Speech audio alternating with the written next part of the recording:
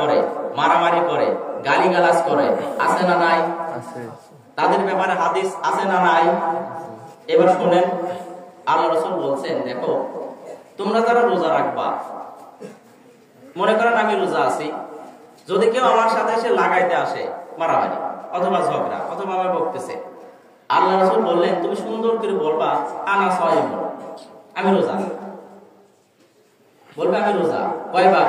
আল্লাহ রাসূল দুইবার শিখাই দিলেন। যদি তোমার সাথে কেউ লাগতে আসে, তুমি কোনো কথা বলবা না, বলবা যে ভাই আমি রোজা আছি, আমি রোজা আছি। এরপরে যদি ওই বান্দা কথা বলে, তারপরে যদি গালিগালাজ করে, বলে কি মানুষ, তার ঠিকানা কোথায় হবে? তার মানে আল্লাহ রাসূল বোঝাতেছিলেন মাহে রমাদান মাসে খবরদার কেউ ঝগড়া করবা না, বিবাদে যাবা না, সকলে মিলে মিশে এলাকায় চলাফেরা করবা। আল্লাহ রাব্বুল আলামিন আমাদের সেই তৌফিক দান করুন, সকলে বলি আমিন। আর একটা বিষয়, এই মাহে রমাদান মাসে রোজা রেখে মিথ্যা কথা বলা যাবে নাকি? না, বলা যাবে না। অনেক আল্লাহর বান্দা আছে রোজা রাখা অবস্থায় মিথ্যা কথা বলে। অনেক আল্লাহর বান্দা আছে রোজা রাখা অবস্থায় মানুষের গীবত করে, সমালোচনা করা, আছে না নাই?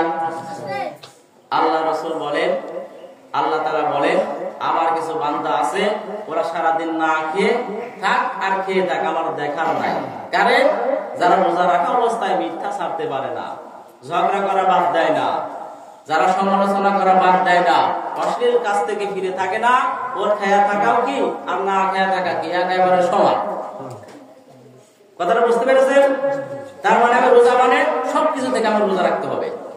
শুধু রোজা মানে শুধু না খেয়া থাকা না, রোজা মানে আমার আপনার ভিতরে যত প্রকার যত কুবুদ্ধি আছে, শয়তানি আছে, সবকিছুকে সংযম করে কন্ট্রোল করে চলার নামই হচ্ছে আল্লাহ তাআলার তাকওয়া, এর নামই হচ্ছে সিয়াম। বলেন সুবহানাল্লাহ।